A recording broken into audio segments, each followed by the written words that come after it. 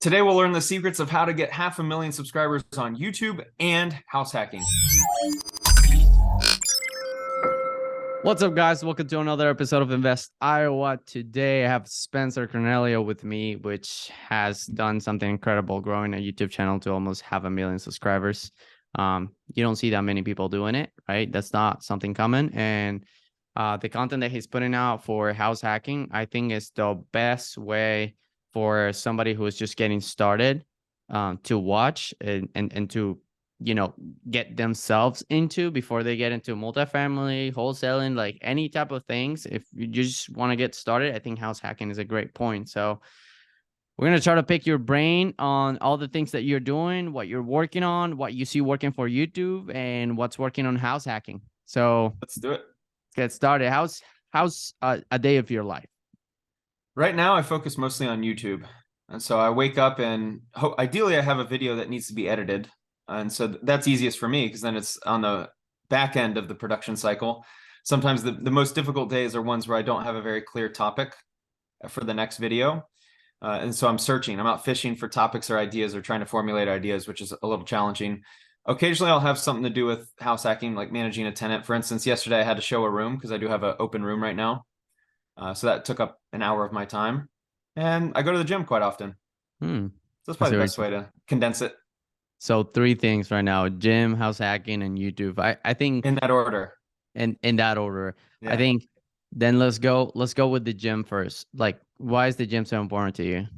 I think it's incredibly important to maintain physical health, as well as physical health, I think, plays into overall health at large in your life. And so I think it's good to keep in shape. I think it's really important to stay in shape for obvious reasons. I mean, it's been talked about ad nauseum, but also just the way you view yourself. Like when you're happy with the way you look, I think that helps with the way you carry yourself throughout the day and the way you communicate with others, the way you present yourself in rooms. I'm very privileged to be able to go in rooms that I financially should not be invited to, because the people are so successful, and the way I carry myself and the way I speak to them and the way my physical appearance, that's part of it. So I think going to the gym plays into that. And then I also do boxing once a week, which I think is a good form of exercise. But those rooms, you're offering value by, your YouTube channel and the positioning that you have with your audience, right? You have an audience, something that they don't have. So that might be like the trade-off. Would there be a exchange of value?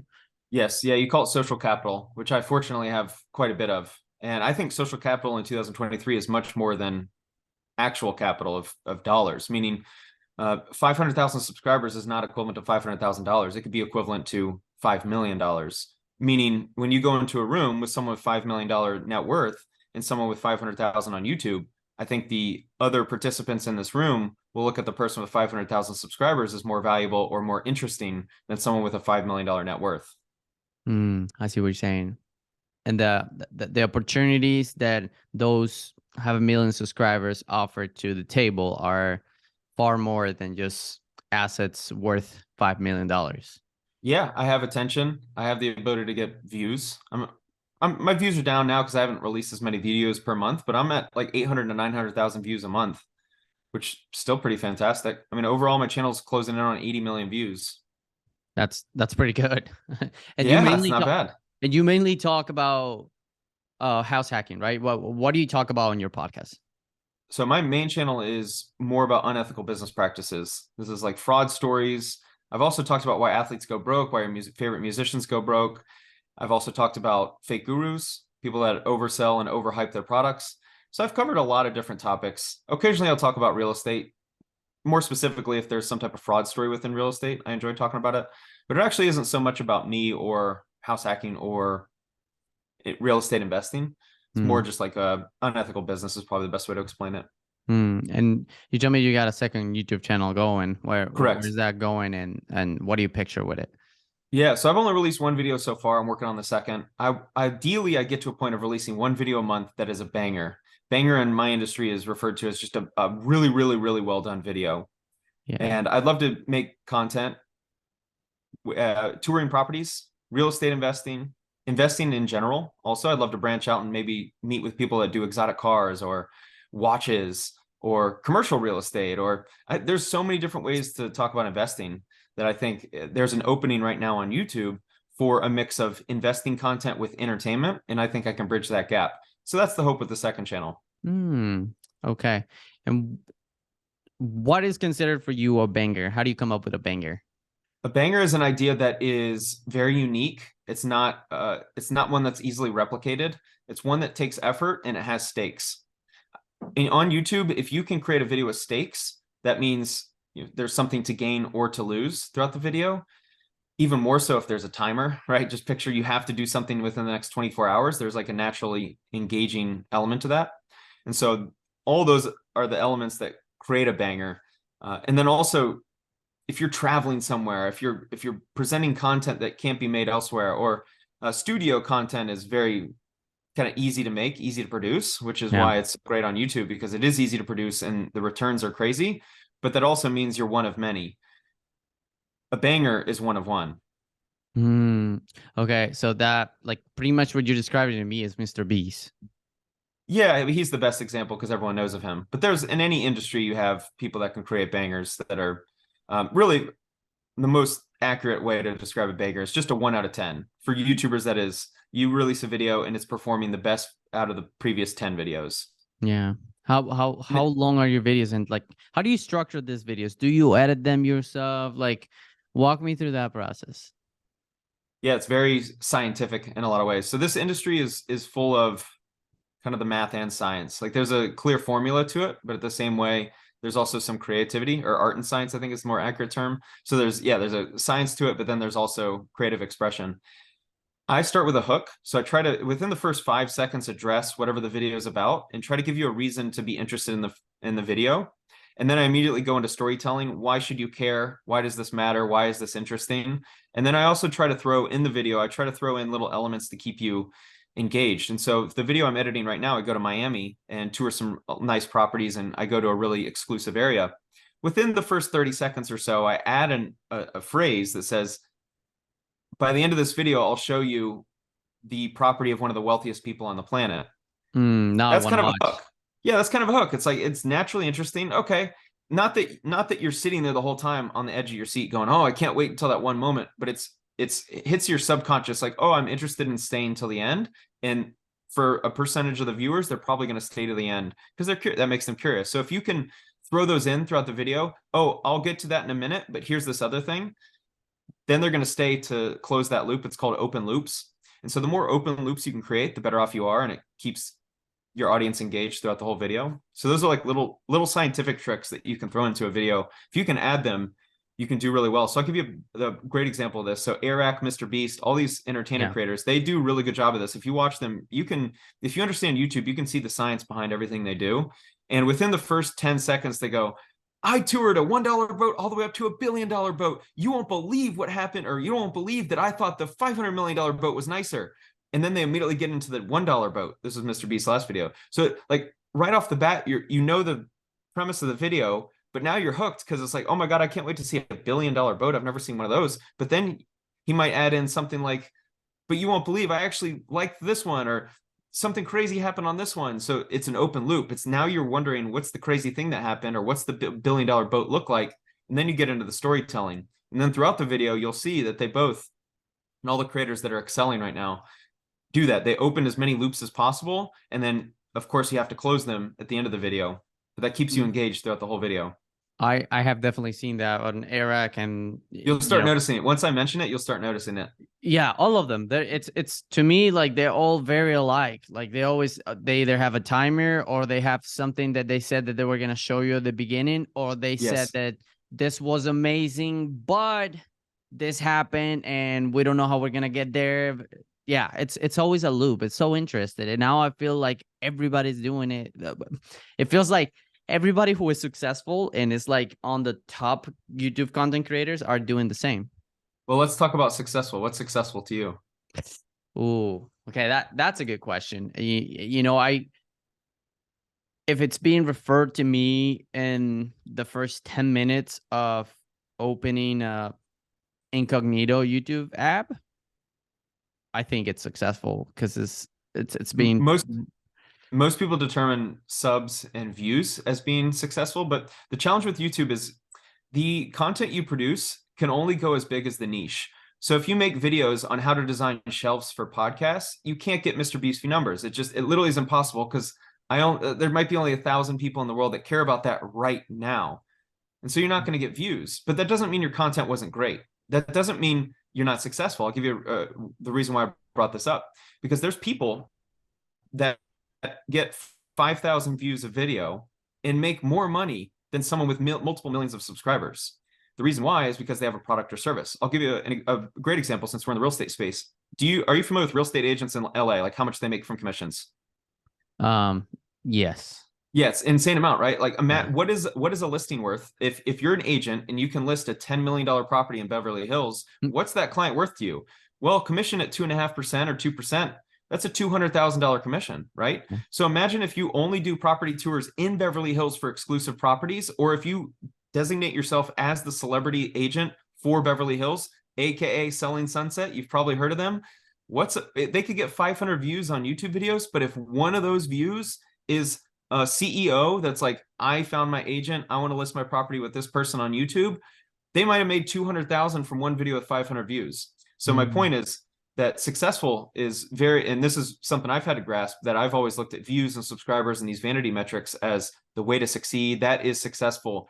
But if you can pivot into thinking, whatever your goal is, if your goal is views and subs, then you're going to have to play that game. You're going to have to play the entertainment game. For instance, I've made videos about scams and scandals. That's naturally going to get more views than wholesalers in real estate. So I'm going to get more views, but I can guarantee you that there's a lot of people in the real estate space that do property tours that talk about, here's how I'm flipping houses, here's how I wholesale, here's how I make 50 grand a year flipping houses, whatever. They probably make significantly more because they have a course, or they're an agent, or they network, they've met people, or they've leveraged their YouTube channel. Hey, I can interview people who become partners. Like, there's so many ways to succeed on YouTube. Views and those vanity metrics are only one way. At the end of the day, dollars matter most. Wow. Yeah, you're absolutely right. Right. The guy that is making 200K out of a commission by getting 500 views is more than the guy that is making millions of views and generating a lot for YouTube. If you're in the gaming space, I saw someone post on this on Twitter. They're in the Minecraft space, which I'm not too familiar with, but they had 9 million channel views over the last month, and they made like $21,000. Like 9 million views and made $21,000. Well, I mean, imagine if those viewers don't have time nor money to spend, right? Yeah, and also it's a younger audience. But anyway, point being that imagine if you're a real estate investor and you could make a video on how you make 100 grand a year wholesaling, and you have a course, or you have a mentorship or consulting, and you charge X amount, that's a pretty decent amount. If you had 90,000 views, you would make more than 20 grand. They got 9 million views. And so that it's a little tricky from the outside. You look at views and subs, it's like that's the only metric to matter. But I think money matters most.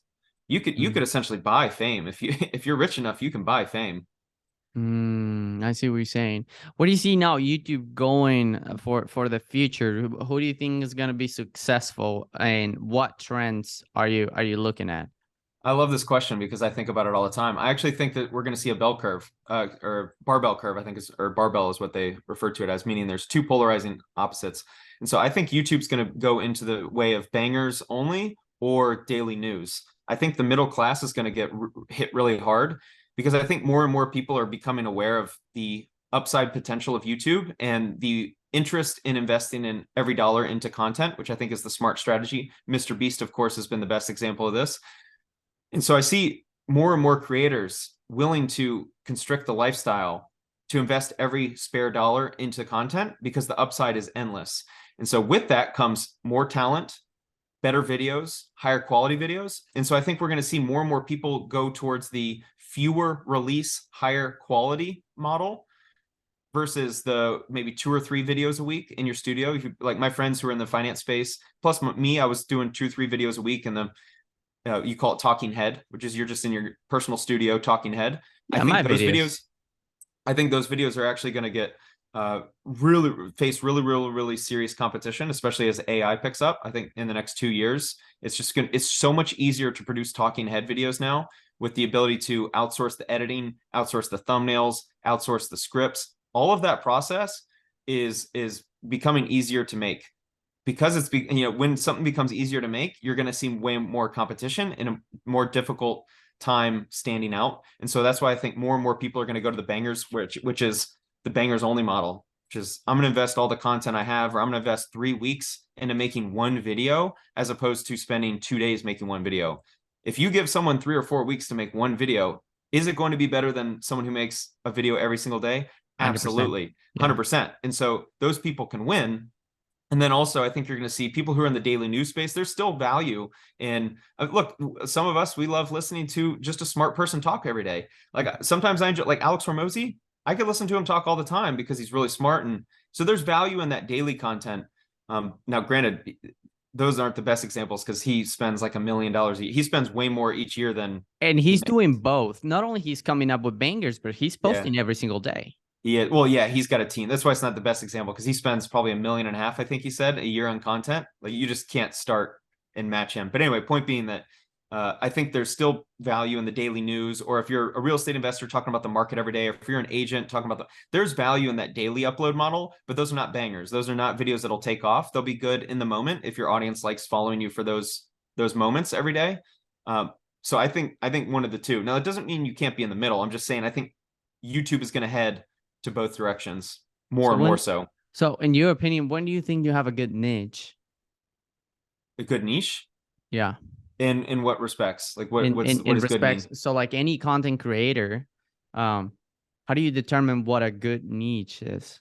Oh, got it. For monetization? Well, that ultimately I think good's a vague word. Because if you're saying a good niche for views, well, you're gonna have to do something entertaining because that gets the most views. Entertaining or scandal or celebrity or athlete, someone with a big name, big brand.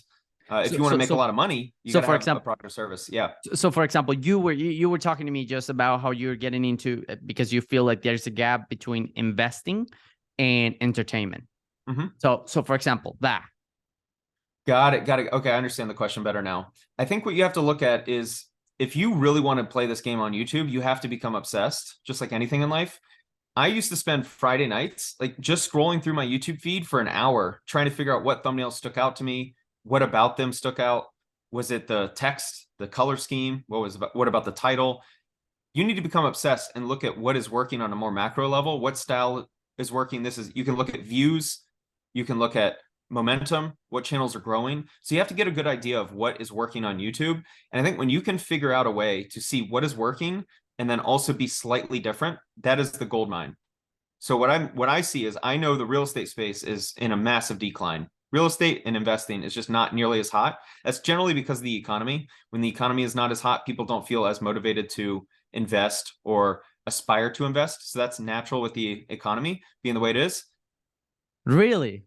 Yeah. Oh yeah. I could show you a curve that shows like the way like the overall macro level sentiment of humans it carries with the market sentiment really good. Okay, so based on that, we're getting less views overall in the real estate market.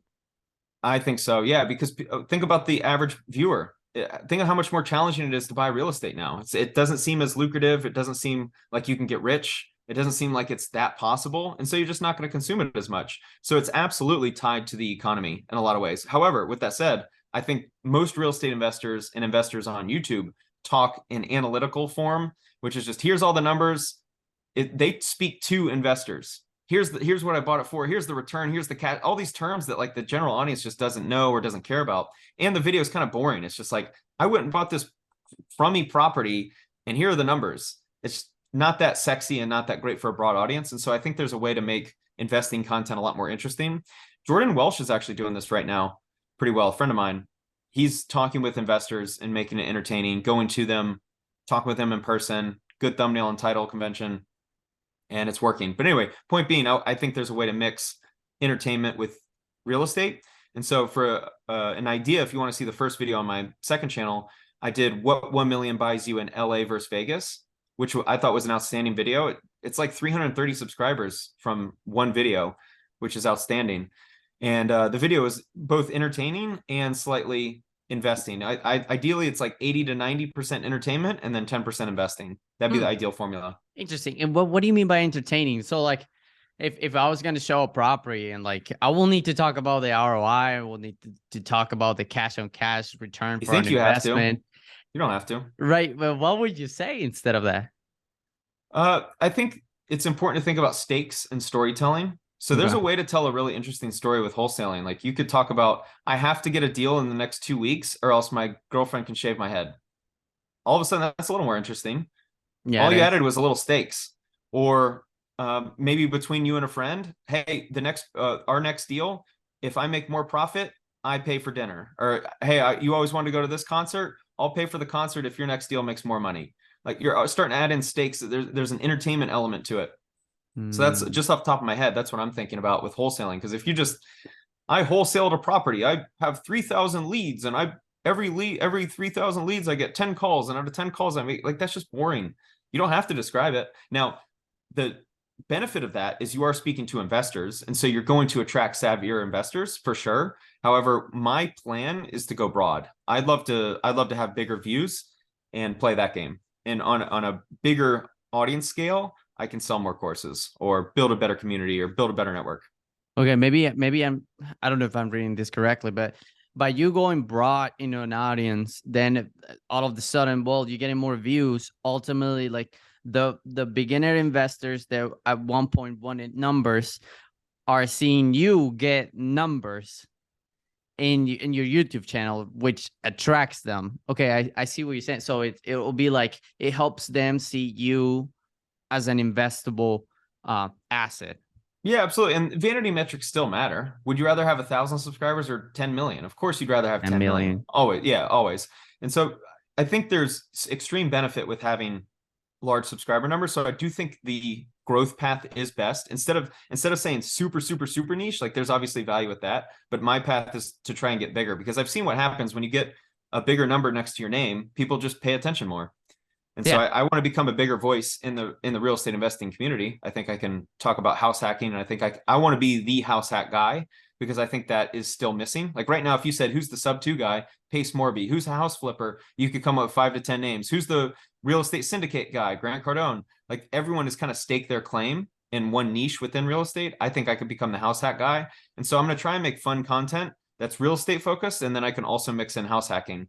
But to give you an idea, you can talk about numbers on wholesaling deals. It's just my argument is that that is the main focus of most wholesalers. And I just don't think it's an interesting video outside of people that want to become wholesalers. Yeah, I will never watch that video if I wasn't interested. Right, right, exactly. But if you did some super interesting video about why Iowa is the best city to invest in, like I don't believe that. So I'm at least somewhat interested if I saw that title. Like Iowa, or here, let me give you a title. The Love it. secret city. Here's the title I would think of for you is like this secret city is great for real estate or something like that. Like the city that no one knows about that's great for real estate investing or something like that. Hmm. And then you could talk about Iowa. Like that's all of a sudden somewhat interesting. That's a little more broad that might attract me. If you said wholesaling in Iowa or how I wholesale in Iowa, like I don't care because I'm not in Iowa. But if you said something like the real estate city that, or the city for real estate that no one knows about, the best city for real estate that no one knows about, like all of a sudden that's an interesting title that might get more views. I was just picturing the thumbnail in the back of my mind. Yeah. Yeah, yeah. And you do like some type of blur or some type of like weird thing. Yeah. Or I investigated the best city for real estate investing. Something like Hmm. that. That yeah, I guess being creative, like at some point there's so much analytics that you can put into a content creation, but ultimately you need to be a creator. Yes. Absolutely.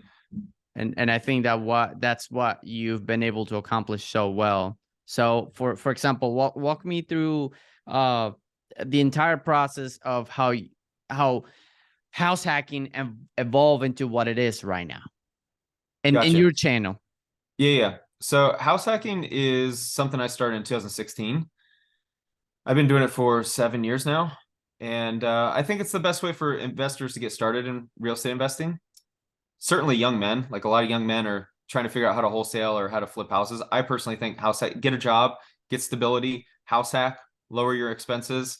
And then you can start, because you have some excess money, some actual money coming in that sitting in the bank. Now you can start investing in maybe a marketing campaign or trying to flip your first house.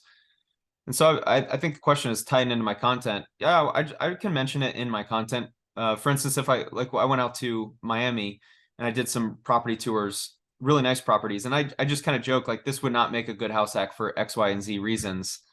And so you can keep mentioning it. And I think that's the important thing about branding is that you're not always pitching it, but you're always mentioning it. This is the strategy I implement, and everything the lens with which I view the world, the real estate world, is house hacking. And so if I constantly mention it, for instance, in my video I'm editing now for the Miami trip, I hang out with Pace Morby and we talk rent by room model.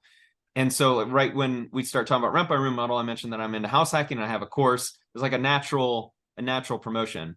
And so I think I can do a pretty good job of promoting it and building the brand for the second channel. I see what you're saying. So like the house hacking factor of you growing so you grew your YouTube channel with house hacking or with all of the other channels, all of the other content that you created? I'm not sure I understand the question, but I think you're asking, did I house hack? Actually, ask again. Yeah, let me rephrase this a little better. I would like to know what content pushed your channel forward the Oh, most. okay. Got it. I've made a series called Authentic or Charlatan back in end of 2019. I started it, and that was the first series that kind of got my channel off the ground. And I saw that there was something there with the popular internet marketers at the time. And so I saw like, oh, this is interesting. This is content that people seem to like because I've been making content for 4 years and just wasn't getting views. And I think the key with YouTube is you got to find it is the ideal path is finding a niche that is underserved, meaning there's interest in a certain topic or niche that creators are not making content in. So I got really lucky. Like the idea of fake gurus was kind of new. CoffeeZilla was leading the way, and then I was just adding on to it. I was making similar style videos, talking about fake gurus and similar topics. And so that's kind of how I got off the ground. I was still doing other types of content at the time, different stories and different ideas, but it ultimately went back to the fake gurus. I see what you're saying. How are you offering value to the investors right now? Like, because I imagine the amount of people that are DMing you on YouTube, like try to get a partnership, try to get something together. How do you go about that? Zero, Zero? zero. No, my Oh, channel isn't about investing at all. So I don't do anything with investors. well, I guess then in this case, how do you network using your YouTube channel, right? Because that's usually, Got it. to me, that's your main asset. That's like Yeah, yeah. what stands out the most about you. Yeah. Well, over the last couple years, I've had videos that I've made where it's led me down to certain relationships or just having a big YouTube channel. I've been able to hang out with other YouTubers. And yeah, occasionally you're going to get someone that reaches out like, hey man, I love the YouTube channel and they're a big influencer or creator as well. And so you link that way. So that's probably the best way. For instance, like Pace Morby, hanging out with him. So he's real estate, so I'll keep it within context. I made a video with my buddy Jesse. He's CEO of Batch Service, Batch Leads. Real estate investors have probably heard of that. So I went out and did a video with him out in Phoenix, where I did a behind the scenes video of his company. And I met Pace and Jameel through him, Brent Daniels as well. And so yeah, they become in your network because you've done a video together. And then especially within the real estate space, like I'm a big creator compared to real estate space because very few influencers in the real estate community have a big YouTube channel just by the nature of the niche. And so I'm much bigger than them on the platform they're trying to win at. And so that's the value I provide. They're way wealthier than I am and way more legitimate in the real estate space, but they look at me on the YouTube space and go, oh, maybe I can learn from this guy. I see. How are you managing those connections? Like, do you do more of those? Are these a priority? Because I know you're excited of meeting people. Oh, I love the networking and connections, man. That's a big part of the second channel. The goal with that one is it's way more collaborative, whereas my main channel isn't collaborative at all. And I don't really do collaborations, very, very rarely. And so the second channel, I've noticed that when I go places and I'm like, yo, let me promote you, let me do something that's you're interested in. For instance, Pace, like let's go talk real estate on a video, let's talk rent by room. They're down to do a video. I also hung out with Cody Sperber. He was at the hotel as well. He's a big real estate investor out in Phoenix. And it's just way more collaborative. And so I enjoy that aspect of it way more. When I'm going out in public, I'm going to do videos in different cities. I'm hanging out with different investors, different influencers. It's a lot more fun. You have access to rooms nobody, like not your average conventional person has. And Correct. taking advantage of that is huge. Absolutely. Yeah. And that's one of the major bonuses of YouTube. And I think one of the reasons why the really smart creators right now are investing all their money into content, because if you can grow an audience, if you can grow influence, if you can grow a channel with certain vanity metrics, you're going to get invited to certain cool parties, cool events. You're going to get invited to dinners. I'll tell you a cool story. I was out in Miami a month ago doing a video, and I walked past the guy. He's an influencer. I walked past him on the street. I recognized him. He had headphones in, and he looked like he was on his way to something. So I didn't want to stop him and bother him. And I was in a rush as well. Ironically enough, when I get back to Vegas a couple days later, he actually sent me some voice messages. The guy I walked past on the street, he said, "Hey man, I watched one of your recent videos, gave me some good advice. I've been through something similar," and explained his story. And then he said, "By the way, I think I saw you in Miami. I walked past you, but I didn't realize it till like 30 seconds later. I saw you and then I connected that was you. So I ended up having lunch with him." This is a 8-figure kind of guy. Yeah. That like he knew me. I knew him, but I didn't think he'd know of me. So I didn't say, hey. I get back to Vegas and he actually knew of me. Not only didn't he knew of me, but he watched a recent video and reached out and invited me to lunch. So when I went out to Miami last week, I got to eat lunch with him. He's now on my network. This is a wildly successful dude, all because he watched some of my YouTube videos. So a combination of posting and getting out there and putting yourself out there. And now, granted, I've been doing it for 8 years, so I've certainly earned it. Yeah. So the benefit too of just going to different cities. That's another benefit that I've seen recently is going to different cities, showing your face in different cities, like, hey, I'm coming. Let's link kind of thing. And then this connection and then that connection. My first time in Miami a month ago, I went out there for a video with this exotic car guy, and I met with this guy and that guy and that guy. Like I've made like 4 or 5 connections because of that trip, just going in person. Yeah. Because I met his friends and I ended up staying in one of his friends' penthouses a couple nights ago in Miami. It's a $6 million penthouse. Super nice, super cool experience. But it was because I went out to Miami a month ago to do a video. And so I think the smartest investors right now are investing in content. Wow, I think you're doing great, dude. The connection part of it is, if anything, I'm doing what you're doing at small scale. I think you're doing phenomenal with that. I think that's the future. Like if you can get in the room with the guys that are doing what you're doing, that are moving the masses that you want to move, you're eventually gonna get there. Yeah, absolutely. I think so. That's the hope. Wow. That's the hope. No, you're doing it. You're killing the goal. That's the plan. Yeah. So what's the future for your YouTube channel? I think over the next year, I'd love to scale down to 1 video a month on my main channel. I'd love to do, there's always going to be interesting stories revolving around fraud or fake gurus and investigations. I don't necessarily love that content anymore. However, I still think there's a public service for it. And there's certain stories that I enjoy making. And so if I can get out of the daily grind of like being forced to make 1 video a week kind of thing, and I can focus on the best stories, that would be ideal. And then growing the second channel. That's my future, is investing content, real estate content, traveling for content. Thankfully, through Househacking, the 4 properties I have, I'm pretty much financially free. I've unfortunately been involved in a lawsuit, which has been very financially damaging. If you remove the legal bills that I've had to face with that, like I'm basically financially free, and every dollar I earn on YouTube, I can invest back in the content.